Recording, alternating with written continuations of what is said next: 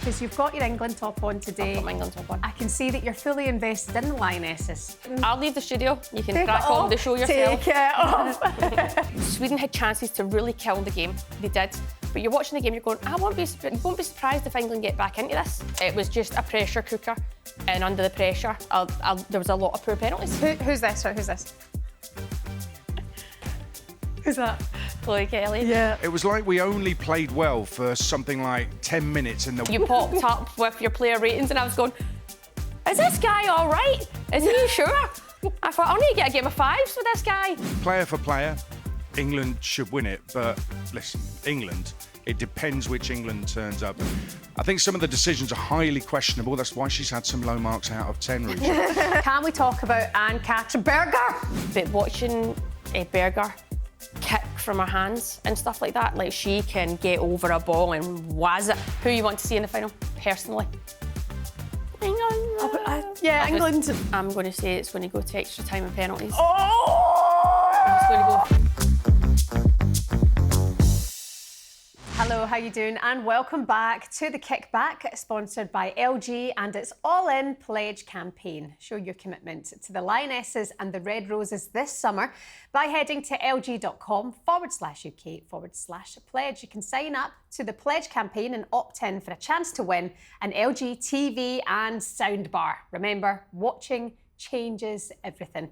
My name's Shebahn Aherne, joined here in real life by the evil twin sister, professional football player looking for a club.com. Ruesha Littlejohn is with us today. Coming up on the show, what a quarter-final for the Lionesses.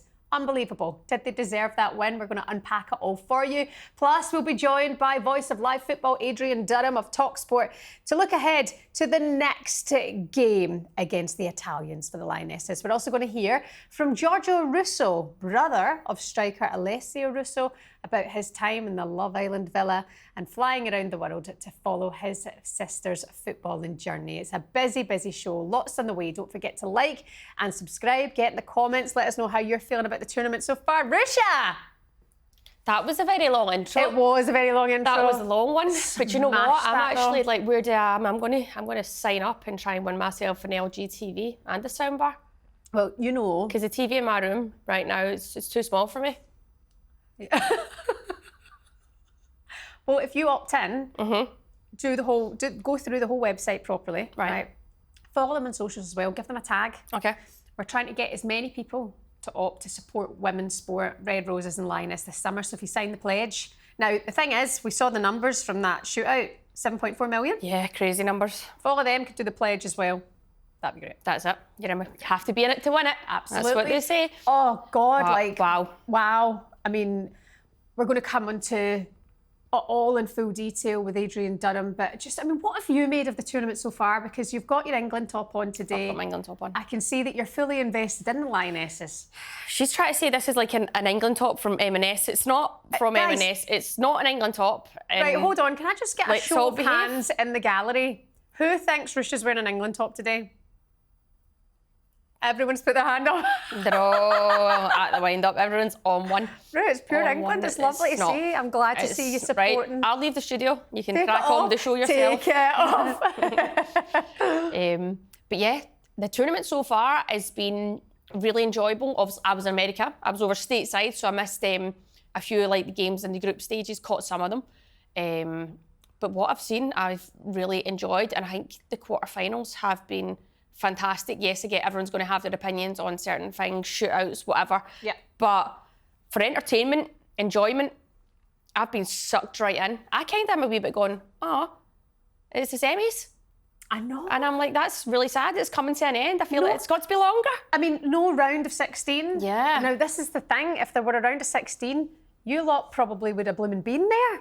Could have been. You know, if it were a bigger tournament. Yeah. But the fact that we've now jumped to this stage, now it's going to be 2 games this week, and then we're waiting to the final on the 27th. It's like, and then it's done. I know. It's Tomorrow sad. night. Well, it's going to be, what, Tuesday night game. Yeah. Lionesses. I mean, Against Italy. You'll be sitting there in your room, Cash, wrapped in your Union Jack, with your Lioness top on, your shin pads in, and your moulds on, sitting on your bed. Right pumped up for it. Serena Wiegman glasses on. That's it. Well, I've got them. I'll send them down for you. You should put on your Serena Wiegman Yeah. glasses. I actually think, Rue, that you are now becoming that way where you are like rooting for them in the game? That's I actually am like, well done England for getting upset. Watching the game, can we dive into this right now? If we get anything else we need to talk about, can we go for it? Right, Dives. okay. So watching the game, and I'm sitting there, I have it on the iPad because I didn't know it was on the we don't TV, have an LG whatever. TV. Yes, LG, hello. Send me on for the final, please. LG. Anyway, watching the game, and I'm just like, oh my God, like England were, it's like I get people talk about the warm-ups, this is a thing people are going, to me, I don't buy into the warm-up stuff. I'm like, you could have a great warm-up and you could go out and get battered, right? You could have a stink of a warm-up and go and score a hat-trick. So I don't really buy into this warm-up. I get the Swedes, the great warm-up compared to the Lionesses warm-up. I don't care about that. Give me a football, let me do 5-10 minutes of keepy-ups and then I'd be good to go in a game. Warm-ups, overrated, waste of time. Then you have to go inside after your warm-up and you get changed, do your last bits of prep, maybe put in your shin guards. Some people might redo their hair, all that nonsense, go to the toilet, get a wee bit of hydration in you, a wee bit more carbs, stuff like that, a bit of caffeine. And then you walk back out and you go through the anthems and all that, and sometimes the dignitaries and all that come down. You've got all that stuff to go. So by that time you're going, the warm-up's like, there was no point in the warm-up. Yeah. Do you know what I mean? So it's like, I just don't buy into all that. Anyway, England started slow. They did, but during the game you're watching it and you're going, Sweden had chances, right? Sweden had chances to really kill the game. They did. But you're watching the game, you're going, you won't be surprised if England get back into this. You won't be. And then 2 goals, in 3 minutes?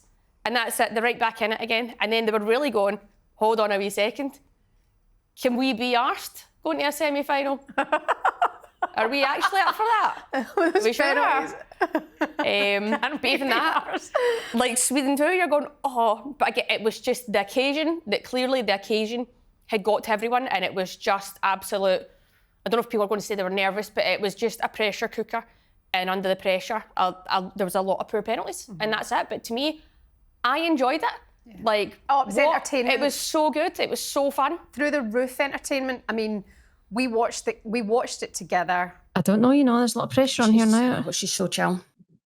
Too chill. I didn't see that happening, to be honest. Jesus Christ. No, Beth. Oh, no. Someone call a taxis now. Someone call a taxi.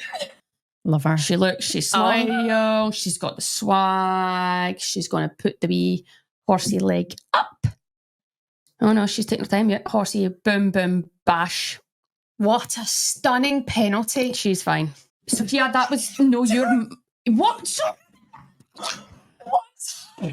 This is, how many penalties have been gone here? We couldn't believe what was happening.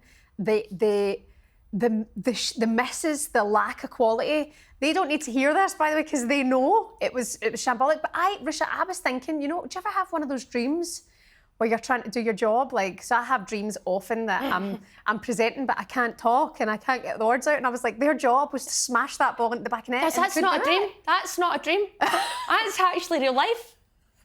So. But like, it felt like they completely forgot, with the pressure that they were under and the scrutiny that was on them, to actually be able to just kick a ball and like blast. It's easier said than done. But we always say, I have no idea about that pressure. But you always say after the game of football and you've done extra time, you're not going to, you're probably technically, and your accuracy is not going to be there because you're fatigued. So it's like under pressure, you kind of just put your laces through the ball and don't balloon it over the bar.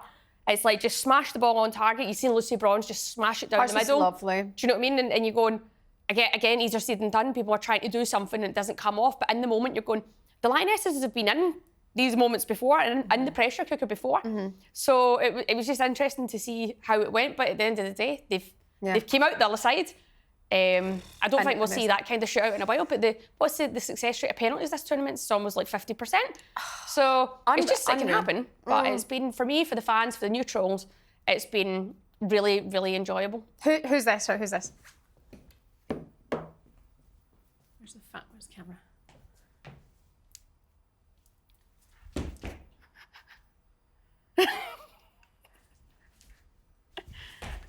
Who's that?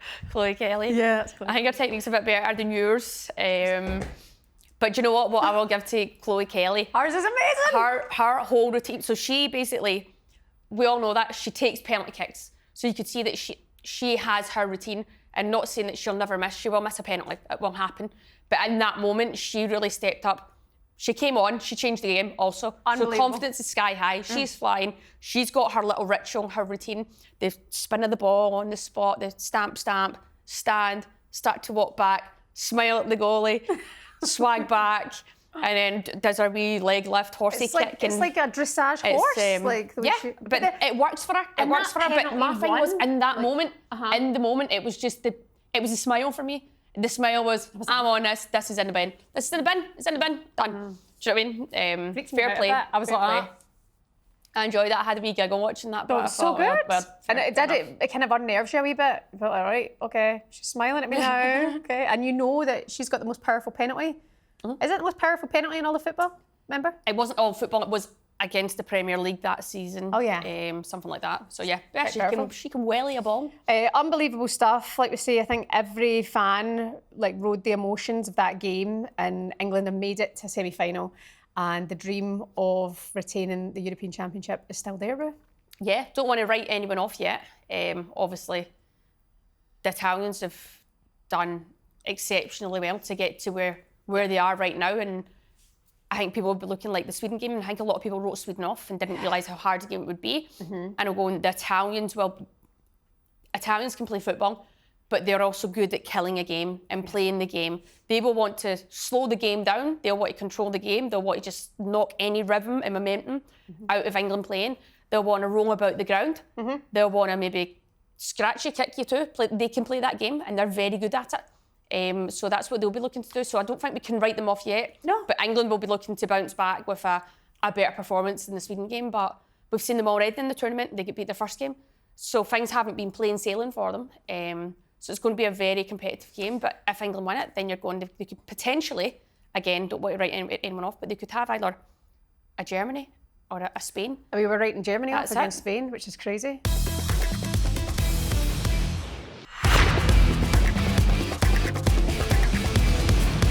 Joining us now, live in Switzerland, our voice of live football, Adrien Durham in the house. Listen, what a privilege, what a pleasure to join you on this show. I honestly, the sisters, it's just a career high. So thank you very much. What an honour. Anytime, and that's all we've got time for with you. Thanks, Adrien. It's good to have you with us. I mean, Adrien, we were just saying, up against the Italians next. I know you've probably spoken about this till you're blue in the face, but what about that? What about that against the Swedes the other night? Well, listen, as you know, I've been to many football matches down the years, and there's been some dramatic moments. That is right up there. And I think Serena, in her interview with Courtney Sweet-McKirk after the game, said that England were out 3 times. And they were probably more than that, actually, because at 2-0 down in 90 minutes with 11 to go, you're thinking there's no way they're going to do it. And then 2 in 2 minutes, and then they take their foot off the gas again. And it was like we only played well for something like 10 minutes in the 120 of the normal game in extra time. So then you have the penalty shootout. Chloe Kelly has to score to keep us in it, so that's 1 life.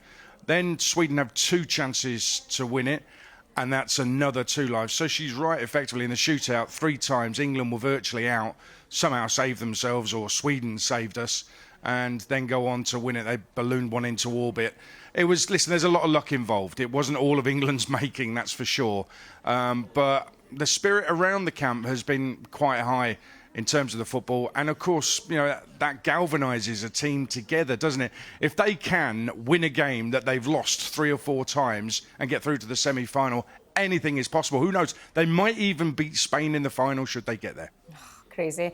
Adrien, I'm just looking at all of the back pages over here this morning, all of our timelines.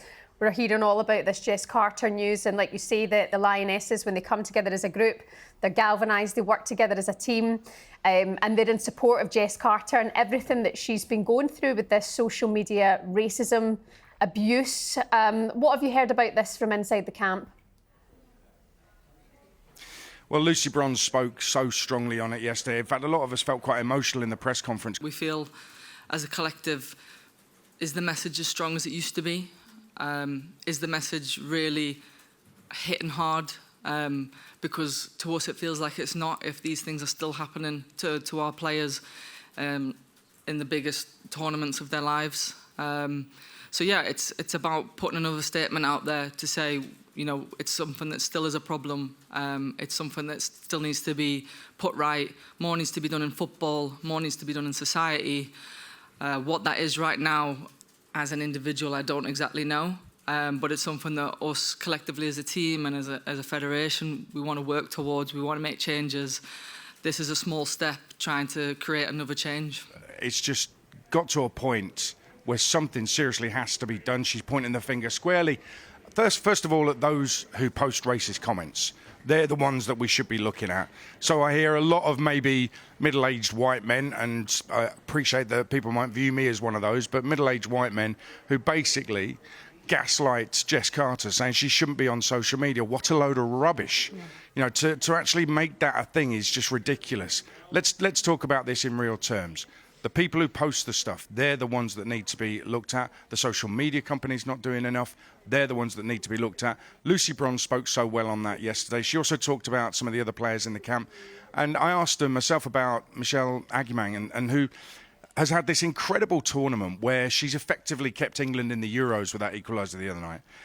And then she has to see her teammate Jess Carter go through all of this. And she might be wondering as a teenager, well, life is brilliant. And then she might be thinking, hang on a minute, what's this all about? How can she make any sense of that at such a young age? So I'm feeling for all those players in the squad. I'm feeling for Jess Carter and for Michelle Agumang as well, because it's just not fair. It's just not right. And something does need to be done. Lucy Bronze is absolutely spot on with it. I mean, what do they do? I mean, obviously, if anything were ever to happen in a game, you know, I think the Lionesses have hinted that they will do everything together. Perhaps they walk off the pitch as a team.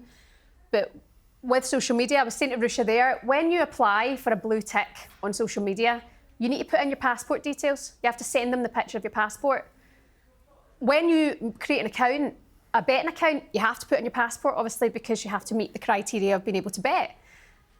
When you start a social media account, Tom, Dick and Harry and Sally can all start a social media account and nobody checks that. And people are also buying these bots, paying money to racially abuse people. So this is with the social media accounts, Adrian, but we all know the Lionesses have the voices, that combined voice, to get change properly done. Do you think they'll be listened to? Absolutely right. They can force change. Lucy Bronze again said, listen, we don't need social media. They can all, you know, delete their accounts. And then I think they would be prepared to do that. Because what she was saying was, you know, we're here for the football. We love playing football and we love connecting with the fans. And that's why they're on social media, OK? They want to connect with fans. They want to hear what fans have got to say. But as she said, criticism is fine. Players have to accept that. Yep. Abuse is not fine. And racism is absolutely not fine. Those social media companies, listen, technically, I couldn't tell you how they work. That's way above my brain power. But they know. We all know that they can do something. In this day and age, there's something that they could do to identify those who post this stuff and to stop them doing it and to identify them, locate them and prosecute them. Because as Mark Bullingham from the FA said, you know, this is a hate crime and this needs to be prosecuted. And I hope that it fully is chased up. Absolutely. Once again, great to hear them speaking so powerfully on that and everybody giving it the focus that it deserves. Adrian, just while we've got you, Ruesha came for you last week. She came for you in your player ratings after the first game. So, do you want to have this? I was actually having a little scroll on social media, and you popped up with your player ratings, and I was going, "Is this guy all right? Is he sure?" I was going, 2 out of 10, 3 out of 10. I thought, I'll need to get a game of fives with this guy. But I'll let you off. But I mean, yeah, how was your rating? How was your rating of the Lionesses after the Sweden game? It wasn't particularly great, but listen, I call it as I see it. And I think one of the differences, the reason they're so low, as you may know, the sports paper in France, L'Équipe, does very aggressive marks. They're very low marks, rather, if you played badly. And I'm one of those. And somebody said to me, yeah, when you're doing marks out of 10, 4 out of 10 is the minimum, and that's just for getting off the bus. I'm not having any of that. I mean, you've got to earn your marks, and if you don't play well, you'll get a low mark. If you play well, you'll get a good mark. What I can say, Ruesha, is just be grateful I've never done marks out of 10 for any of your games, okay? That's it. I'm not playing at the level of the Lionesses, so it's okay. You won't have to mark any of my games. It's fine. Looking ahead to the Italians then, Adrian, I mean, what do you think? Do you think this is going to be a walk in the park for the Lionesses, or are they going to make it really tricky for them? No, I mean, what a spectacular tournament the Italians are having. Yeah. When you think about how few years it's been professional in Italy in the club game, in the domestic game, for them to get to a semi-final is spectacular. And I think most of their players, all but 2, are contracted to Italian clubs. So it's a spectacular thing. It's one of the great stories, actually, of this tournament that Italy have got so far. They've not been scoring goals freely, although a couple against Norway.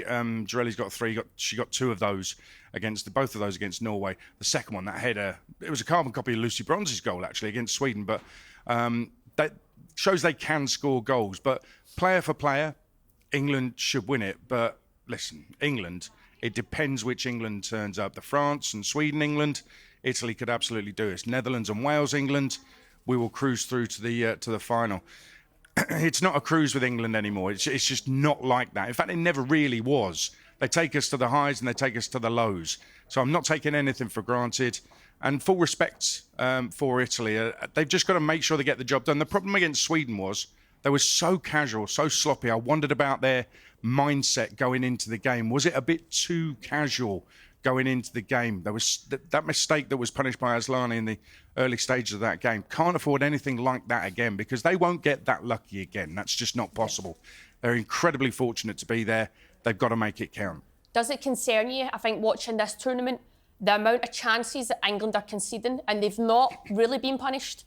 But for a Lioness team, I'm going, they're conceding so many chances. Sweden could have had the game dead and buried before it even went to extra time, but before England came back. But is that a worry? Yes, we said Italy aren't free-flowing, scoring plenty of goals, but you've seen that they're capable of putting crosses into the box and scoring goals.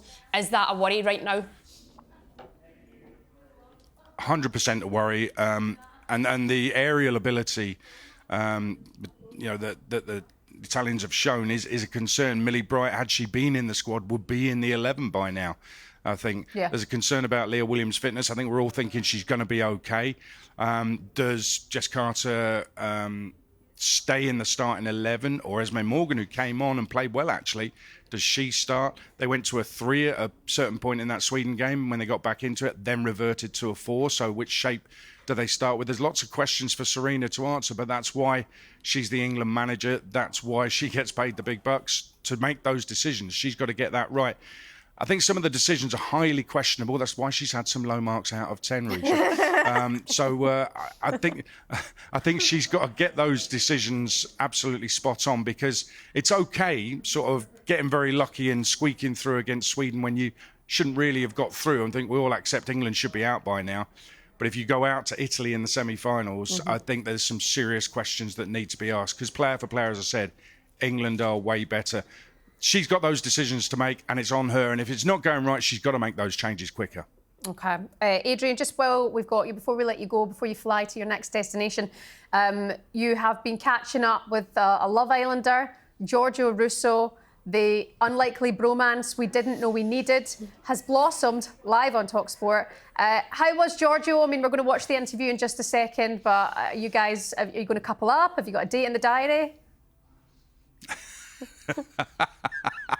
Well, I've recorded all the episodes of Love Island. I'm going to watch them avidly when I get back, and I'll just race through the bits without Giorgio and then just watch him. If you've seen his Instagram, which pretty much everybody has now, his High Rocks pictures worth taking in. Let's just put it that way. So, yeah. And what a time he's got for that High Rocks. Incredible. So, yeah, listen, it was a pure pleasure to spend that much time with Giorgio, and the after party was really good fun as well. Oh, I bet it was. Adrien Durham, thank you so much, our voice of live football, for coming on. Good luck against the Italians, and we'll hopefully see you again pre-final. I'm going to give you both 9 out of 10 for the show. Love Thank it. you. Love it from you. We'll take it. Adrian Durham, cheers, hen. We'll catch up with you again very, very soon. And if you missed it, here's that beautiful moment between Adrian Durham and Giorgio Russo. You didn't say to anybody in the villa that your sister plays for. You dropped a few hints, but you didn't say clearly, oh, my sister's at the Euros playing for England. So do you know what? It's funny that it wasn't. I did, and there was a lot of conversation. So I never actually brought it up. Someone figured it from my last name on day one, Tommy and Connor.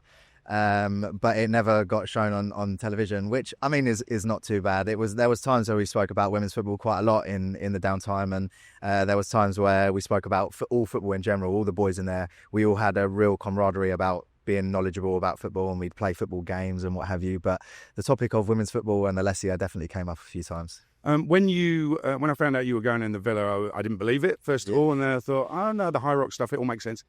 And I thought to myself, what does this actually mean? And when in a deeper moment, I thought it's actually really empowering because it's tables turned. So you've got your sister playing for England in a major tournament, and her brother is on Love Island. And I just thought, I think it's a big moment for the women's game. Did you even think about all of that, or have you thought about that since? Yeah, I have, because a lot of, even when I talk to some friends and people that I come across about women's football, there can be sometimes a bit of a topic of conversation about it. When I say to them the same way that you wouldn't compare Serena Williams to Roger Federer, it's a completely different sport. And that's the way that women's football should be looked at in today's world and forever. And I think the way that the guys in the villa were receptive to the information and the way that they spoke about it was incredible. And I think that the fact I was able to go in there and the following that I have for women's football, I travel up and down the country every weekend when I'm in the UK, going to watch women's football and talking about it and love it. So I think if I can do anything and build a bit of a bigger profile for it, having been on national television, then that would definitely be a good thing for me.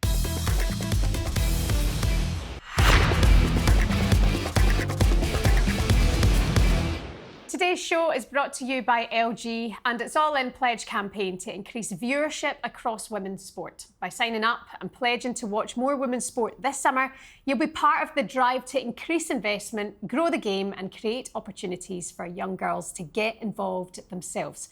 Remember, watching changes everything.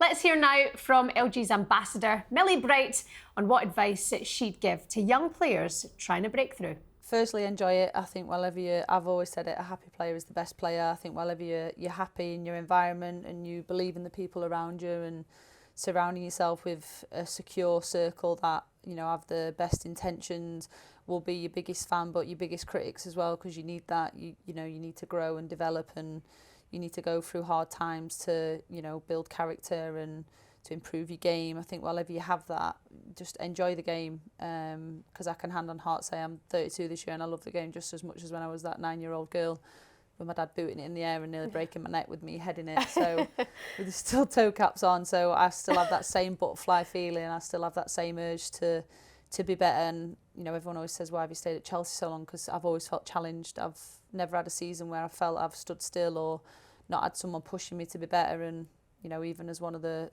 most senior players there, like, I still want to be better, and I'm always pushing the kids, and equally they push me. So yeah, and if you don't know your local team, go out and seek it. Like, don't stand still, and yeah, just don't be afraid to be different either. There's a great chat somebody was having the other day about, and not even worrying that you have to be good, as long as you just enjoy it. Exactly. Like, everybody's this pressure, I can't play football because I won't be good at it. Like, that's how girls see football sometimes. No, it's exactly. Like, God, And my we all start husband plays somewhere. 5 all the time. He's nuts. I was terrible as a kid. I was literally terrible up until probably about 16. So there's no right or wrong path. There's no journey that needs to be the same, and my journey will certainly be different to the next person's, and so on and so on. So I think sometimes there's too much comparison between, oh, she's better than that, but someone's always going to be better in some other way. But find your own little super strength and use it to your advantage. I love that. A happy player's the best player. Yeah, and it always all said walks of that. life, isn't it? If you're I've happy, always you're said better. that. And some players can be in environments where they're not as happy and they still excel. But for me personally, I've always seen the best teams come together when, the culture's like bang on. That's something that I can hand on heart say at Chelsea for over a decade is we've had the right environment, we've had the right culture, we've had the right values, we've looked after each other. Whether someone's had a little bump in the road, Milk, can you come get me? Yeah, no worries, I'll jump in my car now. I see especially the kids like my little sisters, and I'd do anything for anyone on the team. But we do look after each other, and I think it's a massive part of been a part of that team and success. Don't forget, head to lg.com/UK/pledge. You can sign up to the pledge campaign and opt in for a chance to win an LG TV and soundbar. Remember, watching changes everything.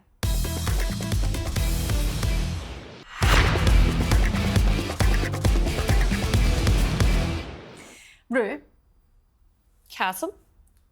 where do you stand on Serena Wiegmann if she is not to progress to a final past the Italians? Because I think it's what Adrian, I think, was alluding to there. I still think she deserves to be the England manager.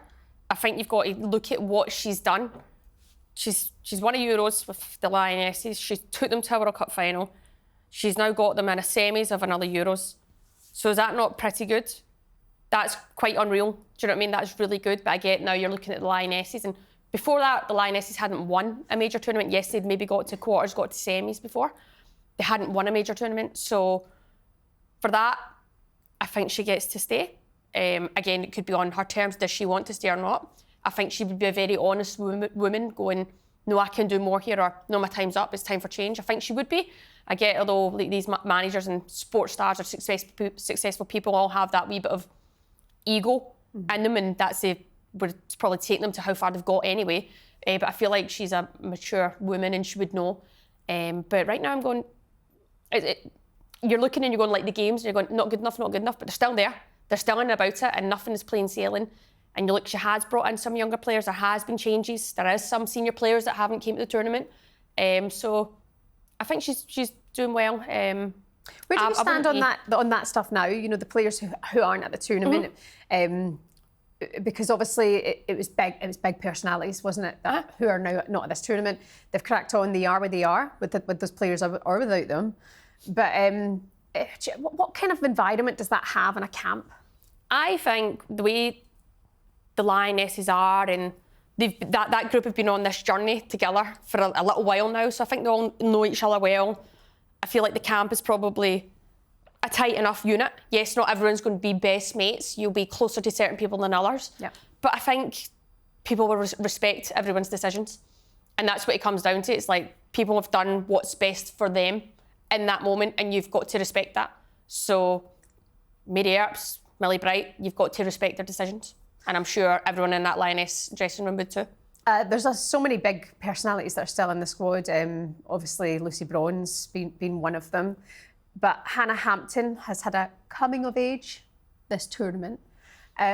You have played with Hannah before she went to Chelsea. Mm-hmm. What have you made of her this tournament and how she's grown as a person? I think there's been never any question or any doubts about Hannah's ability. Like, Hannah's an exceptional talent. She's a very good goalkeeper and she's technically very good with both feet. And that's kind of unheard of, especially for goalkeepers to be so comfortable with the ball at the feet. So there's no surprises that she's doing well. She has got a belief in her own ability and she always knew that she wants to be at a top club.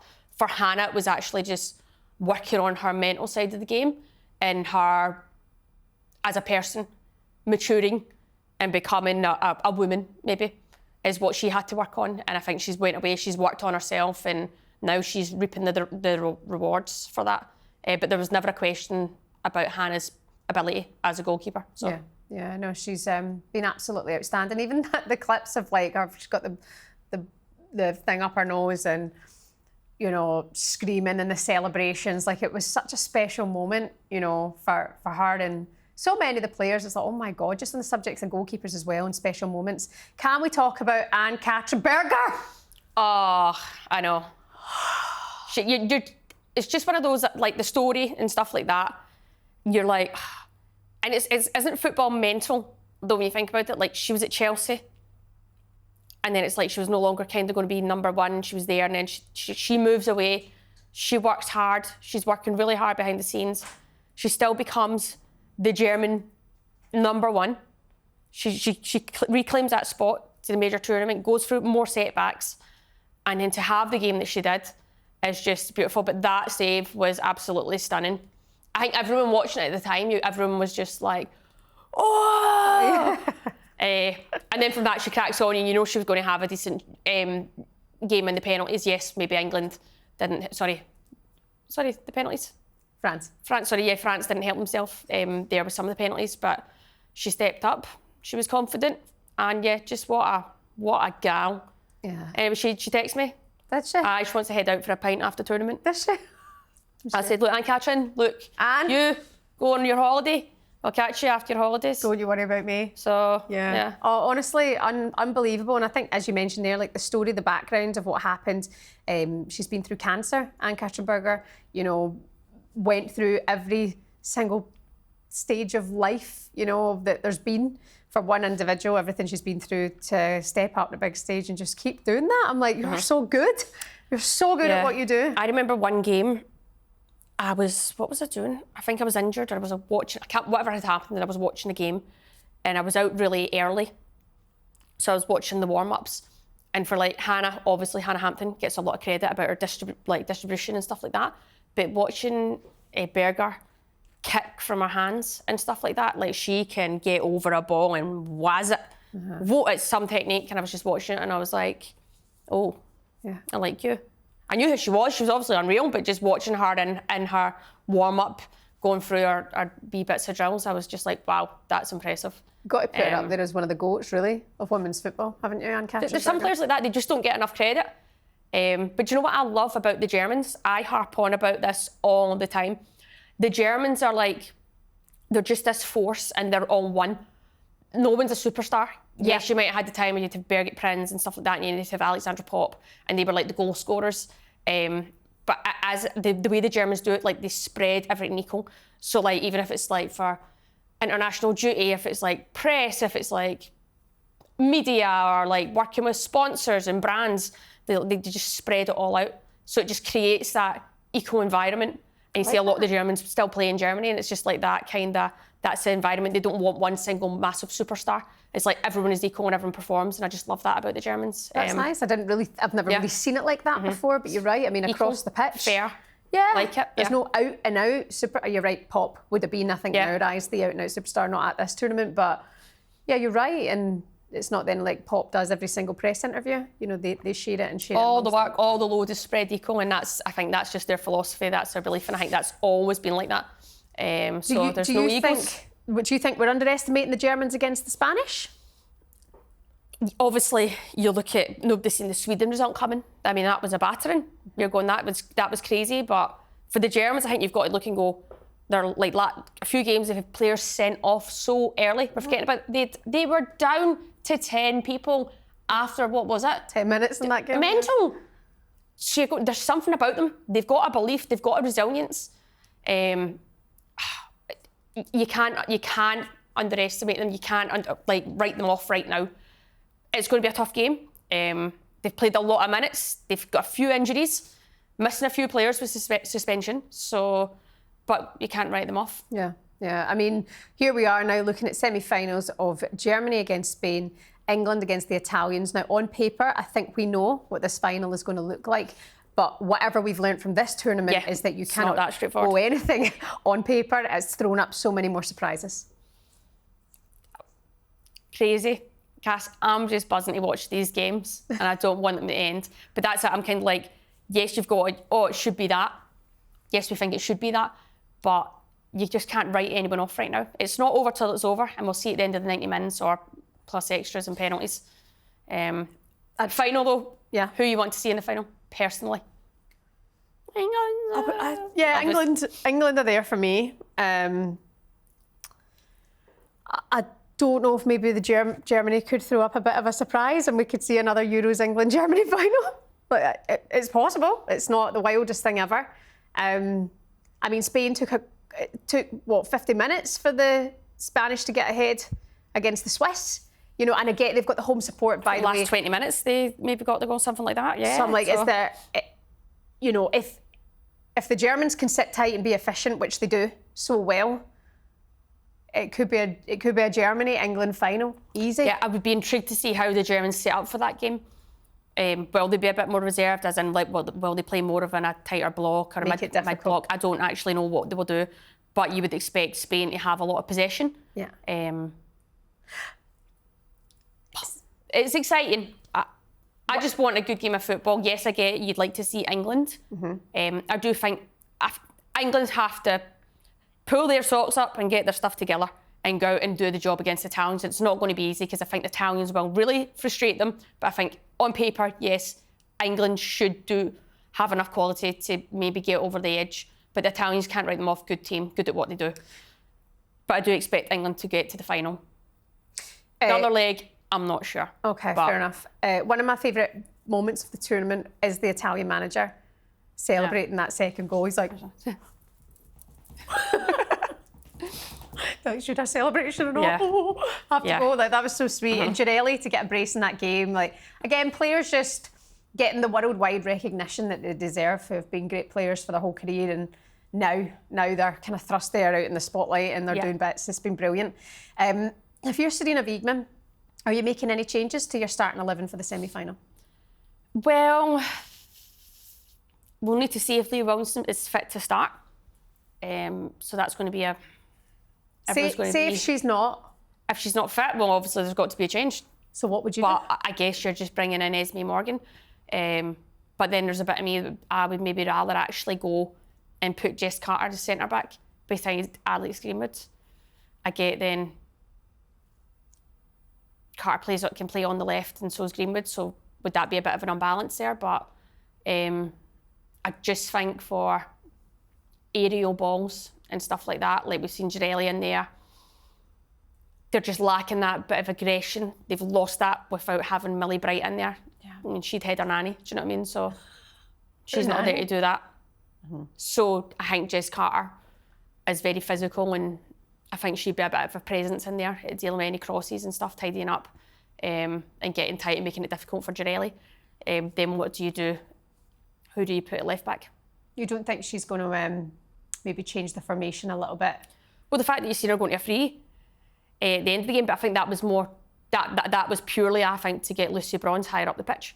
I think to Lucy Bronze, that means I've got licence to get high and forward, and you've seen her and she got her rewards, gets to go and gets them back in it. So it will be interesting, but I don't think there'll be a massive shape change to start the game. But we'll see.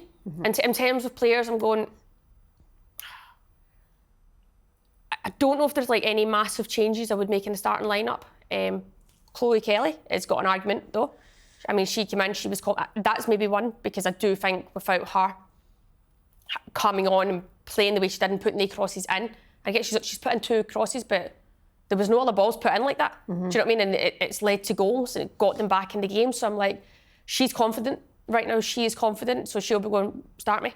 And this is the thing, is she will Chloe be sitting there going, I'm confident with my role that Sarina gives me? No, I think a player like that isn't happy sitting on a bench right now. I think she's got to. But every time, I mean, she scores the winning goal to win them the flaming thing. Not every time. I just think as players like that, there is she's young, she's hungry, and she's going, no, I'll like start me now. She might know she might not play 90 minutes, but so do all the Lionesses. They know that they've got a quality squad. So if you don't do it within the first 45, 60 minutes, there's going to be changes. And I think that's fair and it's a good place to be. But I think Chloe Kelly will be very confident and just be going, let me start this game, let me make an impact. And then you've got other people then going, right, okay, I can now come on and hopefully make an impact. I think treat it like that. I get there's players like Lauren James had a quieter game. Yeah.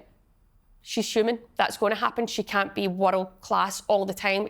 Everything can't come through her. And then Chloe Kelly steps up. So that's the beauty of that Lioness squad. You've got Beth Mead, stuff like that too, that can come on. We've seen her getting a couple of goals in the tournament, and she'll be wanting to. She'll be like a bit disappointed. She's like, I'm a starting player. But when you've got people firing, people confident and playing well, that's elite sport and that's competition. And at a major tournament, it's going to be. That's the way it is. But I think the Lionesses are all very good and comfortable with the roles, and I don't think there'll be people really sunken. It's just that, well, when I get on, it's my time to shine, which is good. Knowing the role very well and the situation that she's in, I just want to get your thoughts on Michelle Adjemang. Her as a player, what her future looks like. Oh, she's got a massive, massive future ahead of her. She's young, fearless. She's been dropped in at this stage and she's delivered. But I still think she's so young and she's got so much developing to do, so much to learn, and she's in a great place, training and playing with the players that she's in with right now. I'm sure she'll be soaking it all up, but I just think let's everyone just let her be. I do not think she should be starting a game yet. I don't think she's ready to. I think she will get her moments in time. It's probably not at a major tournament. It might be in a friendly. It might be in a group phase somewhere where you'd expect the Lionesses to clear the floor and win and progress through groups like they always do. I think that's her moment to grow. But she's came on at a major tournament and delivered twice, which is great. But I don't think that means she's ready yet to start. I think Alessia Russo is the starting striker. Yes, Russo's finishing right now. And the last game, she maybe looked a wee bit tired and a wee bit lacking confidence. But one thing what I will say is when Russo stepped up to her penalty, she buried it. Had she missed that, I think her confidence would have dropped. But I think as a striker, you go through those moments in games where you snatch at stuff, maybe just a wee bit like, I think she might be feeling, oh, I need to score here, I need to score. I'm the number 9. But she's got assists, she does have a goal. But I think her penalty will just maybe settle her down, and I think she'll have chances against the Italians. Yeah, I mean, it could be one of those games where they absolutely batter Italy. I think they need to come out with a big statement. I won't be surprised. So too. It's post-France, isn't it? It's what happened after that opening game. They were like, we got the shock we needed. We were on the edge of going out there 3 times. They were nearly packing their bags in that shootout. You know, it was, and they're there. They're in a semi-final. They've got, with no disrespect to Italy, they have got the easiest side. So I think you're right. I think the English will be coming out to make a statement for this game. Before we go, can I have your predictions, please? Germany, Spain, go. I'm going to say it's going to go to extra time and penalties. Oh! I'm just going to go for that. And the Germans are going to win on penalties. Oh my God! No! Oh my God, which means... do you know what? I think I'm going to agree again. I think Germany might beat Spain. That we've had it wrong the whole time. Nobody's been able to call this nonsense. It's been crazy. I think Spain are so good. They're so good. But I'm going Germany are an experienced team. The only thing is they've got a few... No, but they're good. They're quality players.